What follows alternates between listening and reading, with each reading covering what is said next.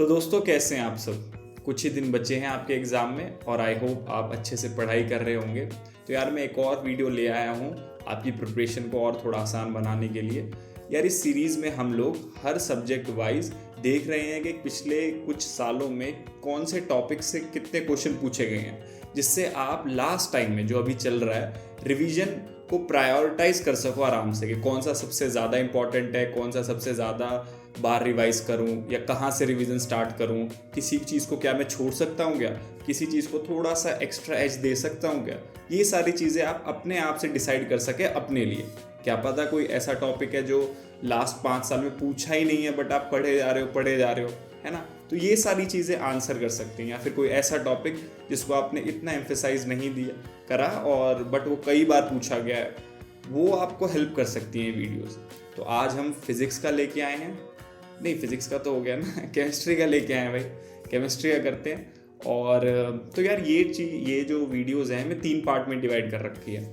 आपके last 2 years के PYQ, last 5 years के एंड लास्ट 12 ईयर्स के। तो आपको कैसे इन्हें यूज़ करना है। लास्ट 2 ईयर्स के PYQ से आप ये देख सकते हैं कि रीसेंट ट्रेंड क्या चल रहा है, रिसेंटली UPSC कौन से टॉपिक से पूछ रहा है।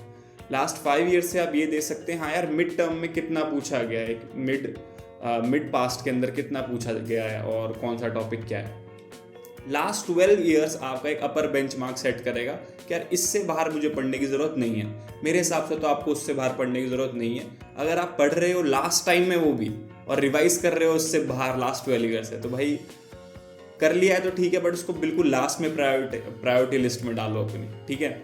और सबसे इंपॉर्टेंट बात, साइंस में खासकर मैंने आपकी ये जो वीडियोस हैं ये टॉपिक वाइज नहीं चैप्टर वाइज PYQ डिवाइड कर रहे हैं कि इस चैप्टर से इतने PYQ पूछेंगे आपकी NCERT के चैप्टर्स। और 90% आपके 9th और 10th के ही चैप्टर्स हैं, 90 नहीं 98% आपके 9th 10th के चैप्टर से पूछेंगे, जो आपके काम को और आसान बना देता है कि भाई सीधा चैप्टर से पता चल रहा है कि इस चैप्टर से इतने क्वेश्चन आ रहे हैं तो मुझे ये चैप्टर NCERT से सीधा रिवाइज करना है। तो ये साइंस के लिए और आपको एक एज मिलता है इन वीडियो से। तो चलो दोस्तों स्टार्ट करते हैं। तो दोस्तों लास्ट 2 ईयर्स से स्टार्ट करते हैं। अब देखो क्लास 9th के चैप्टर स्ट्रक्चर ऑफ एटम से, अरे भाई क्लास 9th के चैप्टर स्ट्रक्चर ऑफ एटम से 6 क्वेश्चन पूछे गए हैं। तो देखो चैप्टर वाइज गिवन है, सीधा सीधा आप आराम से देख सकते हैं ये चैप्टर इतना इंपॉर्टेंट है, ये इतना रिवीजन के लिए। वैसे मैं ये नहीं कह रहा आप ये करो ये छोड़ो, मेरे हिसाब से तो लास्ट 12 ईयर में जो भी चीज़ें आई हैं आपको ढंग से आनी चाहिए।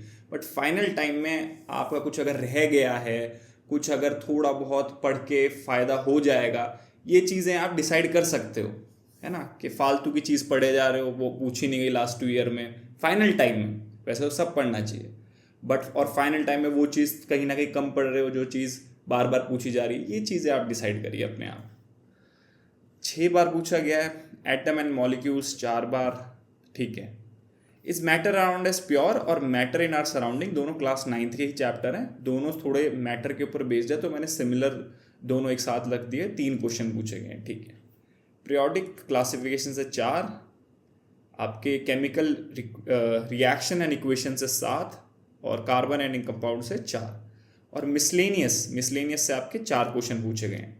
कुछ ऐसे टॉपिक्स मिसलेनियस में जो मेरे को लगता है कि आपको पता होने चाहिए अलग से। वैसे मिसलेनियस में मैंने वो चीज़ें रखी हैं जो आपके 10th के लेवल से ऊपर है, या तो 11th और 12th के अंदर पढ़ाई गई है, या फिर एवरीडे लाइफ पे पूछ लेता है केमिस्ट्री के ऊपर। ये सारी चीज़ें जो आपके सिलेबस में नहीं आती, या तो आप न्यूज़पेपर पढ़ के पता कर सकते हो, या एज अ अवेयर सिटीजन पता होनी चाहिए अगर अवेयर हो तो भाई।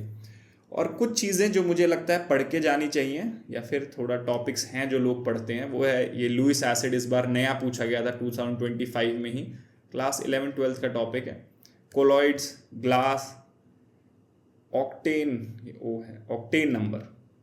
अब ये जो सारे टॉपिक्स हैं, फॉर्चुनेटली मैंने आपके लिए PYQ सीरीज़ भी स्टार्ट कर रखी थी।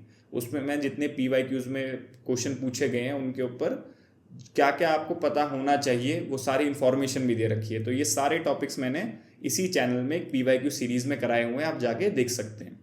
मतलब भाई कुछ भी छोड़ा नहीं हुआ आपके लिए, सब करा रखा है, आप बस पढ़ो और एग्ज़ाम क्लियर करो, ठीक है सर। तो ये सारे आप देख सकते हैं। नेक्स्ट देखते हैं भाई, और आपके लिए एसिड, बेसिड एंड सॉल्ट इससे भी 7 और मेटल एंड नॉन मेटल इससे भी 7 क्वेश्चन। तो देख सकते हैं लास्ट 2 ईयर्स के अंदर आपके ये जो मोस्ट इम्पॉर्टेंट निकल के आ रहे हैं वो केमिकल रिएक्शंस एंड इक्वेशंस है, और ये दोनों चैप्टर 7-7 नंबर क्वेश्चन आ रहे हैं। तो देखें अपने आप। आगे देखते हैं लास्ट 5 ईयर्स में क्या चल रहा है भाई। लास्ट 5 ईयर में सर क्या चल रहा है देखते हैं। अब देखो मैंने यहाँ प्लस करके लिख दिया कि भाई पिछले 2 ईयर में इतने आए हैं, 5 पहले और 5 ईयर और पीछे, टोटल 5 ईयर और करो तो 4 यहाँ ऐड हो गए, जिससे आप और ढंग से देख सकते हैं कि लास्ट 2 ईयर्स में 6 क्वेश्चन आए थे, और अगर टोटल 5 ईयर का मिला ले तो 4 क्वेश्चन आए। मतलब 2 ईयर से पीछे जाएँ तो 3 साल में, 2 साल से पिछले 3 साल में 4 आए। तो आप ऐसे देख सकते हैं, कंबाइन करके देख सकते हैं कि लास्ट 5 ईयर में 10 आए हैं। I will leave that on you, है ना। तो यहाँ देखेंगे एटम एंड मॉलिक्यूल से 4 आए हैं। अगेन यार मतलब 97% लगा लो यार कि आपके सीधा सीधा चैप्टर से आते हैं। तभी मैं हमेशा बोलता हूँ साइंस बहुत इंपॉर्टेंट रोल प्ले करता है। डुएबल क्वेश्चंस आते हैं, इजी क्वेश्चंस आते हैं, और एक ही पर्टिकुलर सोर्स से क्वेश्चन बार बार आए जा रहे हैं, और काफ़ी क्वेश्चंस आते हैं भाई। क्लास 9th के ये दोनों चैप्टर +3 हो गए यहाँ पे। पीरियोडिक क्लासिफिकेशन +1, मिसलेनियस के अंदर 12 क्वेश्चन और बढ़ गए हैं। ठीक है सर। तो इससे क्या पता चला कि यार पिछले 2 साल में तो 4 ही थे, और उससे पिछले 3 साल में जाए 12 हो गए, मतलब मिसलेनियस थोड़े अब कम आ रहे हैं। कुछ बहुत ज़्यादा इससे समझने की ज़रूरत नहीं है, ज़्यादा मत सोचना। केमिकल रिएक्शन एंड इक्वेशंस 4 और जुड़ गए। देखो पिछले 2 साल से पहले 3 साल में तो 4 ही आए थे, बट लास्ट 2 साल में ही 7 आ गए। तो थोड़ा सा कह सकते हैं कि क्वेश्चन इससे पूछे गए हैं ज़्यादा। कार्बन एंड कंपाउंड से भी 5 बढ़ गए। एसिड बेसिस एंड सॉल्ट से देखो इंपॉर्टेंट अभी भी है, पहले भी बहुत था। देखो 17 क्वेश्चन सबसे ज़्यादा, 17 क्वेश्चन किसी ने नहीं पूछे। तो ये चैप्टर अपने आप में दोनों बहुत इंपॉर्टेंट है, और 13 क्वेश्चन, तो ये दोनों देखो कितने इंपॉर्टेंट चैप्टर बना रहे हैं। लास्ट 12 ईयर्स में देखते हैं यार अब, है ना। अब मैंने तीसरा ऐड और कर दिया है। तो लास्ट 12 ईयर्स के अंदर कौन सा इंपॉर्टेंट था, और ये आपका एक अपर बेंचमार्क सेट करता है कि यार इससे बाहर पढ़ने की ज़रूरत नहीं है, कौन कौन से टॉपिक्स इसमें हैं। तो ये देख सकते हैं हम 14+1 हुआ यहाँ पे देखो is matter around pure is matter around us pure और मैटर इन आवर सराउंडिंग से पहले देख सकते हैं काफ़ी क्वेश्चंस आ रहे थे। इस बार अब थोड़े से कम तो नहीं हुए, सेम ही कह सकते हो, ठीक है। पीरियोडिक क्लासिफिकेशन से 3, तो इस देखो बड़े हैं पीरियोडिक क्लासिफिकेशन से क्वेश्चन। टोटली 3 आए थे पिछले, मतलब 5 से 5 7 साल के अंदर 3 आए, फिर अगले 5 साल के अंदर 5 आ गए, कह सकते हो बड़े हैं। मिसलेनियस से कम हो रहे हैं क्वेश्चन, थोड़े कह सकते हो। Chemical reaction equations stands important. Carbon and compounds सही क्वेश्चंस आते हैं इससे भी। यहाँ पे आप देख सकते हो सीधा सीधा पैटर्न कि भाई 6 क्वेश्चन पहले, फिर अगले 5 साल के अंदर इतने ज़्यादा बढ़ गए। तो ये मतलब यहाँ से क्वेश्चन आ रहे हैं भाई।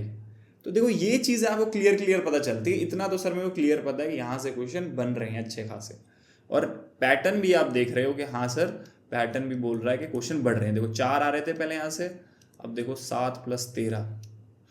और एक और चैप्टर है आपका फिजिकल एंड केमिकल चेंजेस। पहले ये नहीं आ रहे थे, लास्ट 5 साल में भी नहीं पूछे गए, 2 साल में भी नहीं पूछे गए, बट उससे पहले यहाँ से देखो सीधे सीधे क्वेश्चंस आ रहे थे। जैसे कि वो क्वेश्चंस हैं कुछ आपके कि भाई इनमें से कौन सा फिजिकल चेंज है, केमिकल चेंज है। सुनने में बड़े सिंपल लगते हैं, बट ना कभी कभी कंफ्यूज हो जाते हो। तो इसलिए मैंने ये भी तक भी ढूंढ के दिया है आपको, ये क्वेश्चंस कहाँ से बन रहे थे। तो अगर नहीं पढ़ा अभी तक तो देखो मेरे जैसे कि अगर मैं देखूंगा एज अ स्टूडेंट, तो मैं देखूंगा यार कि देखो यहाँ से पिछले 2 साल में भी कुछ नहीं पूछा गया, 5 साल में भी कुछ नहीं पूछा गया, और मैंने अभी तक ये चैप्टर पढ़ा नहीं, तो लास्ट दिनों में पढ़ूंगा भी नहीं इससे रिलेटेड। ठीक, बिल्कुल नहीं। एज अ स्टूडेंट मैं जब अपने टाइम में होता तो मैं यही करता। बट अगर मैंने चैप्टर पढ़ रखा है, एक बार पढ़ रखा है, थोड़ा रिवाइज भी कर रखा है, तो मैं कहूँगा कि यार पहले अब पिछले 5 साल में इससे क्वेश्चन बने ही नहीं, बट अब दोबारा बन सकते हैं क्या पता, तो मैं इसको दोबारा रिवाइज कर लूँगा। तो इस तरीके से आप अपना देखिए, है ना, कि भाई अगर बिल्कुल ही कोई नया कंसेप्ट है और अभी पिछले 5-7 साल में नहीं आया है और आपने अभी तक वो पढ़ा भी नहीं है, तो छोड़ दीजिए, है ना। वैसे तो कुछ नहीं छोड़ना, बट आपको रिस्क तो लेना ही पड़ेगा ना। आप सब कुछ पढ़ के नहीं जा सकते यार, ये हमेशा ध्यान रखो, है ना। तो इसीलिए ये चीज़ें मैं लाया हूँ। तो ठीक है यार, आई होप ये चीज़ें हेल्पफुल है आपके लिए। और कुछ तो नहीं है आगे भाई? नहीं। आई होप ये चीज़ें आपके लिए हेल्पफुल हैं, और अगर अच्छा लग रहा है तो मुझे बताइए क्या मैं और लाऊँ आपके लिए, और कमेंट्स में बातें करते रहिए यार, थोड़ा ये रहता है कि मेरे को भी अच्छा लगता है ना। तो बेस्ट ऑफ लक यार, मिलते हैं अपनी नेक्स्ट वीडियो में।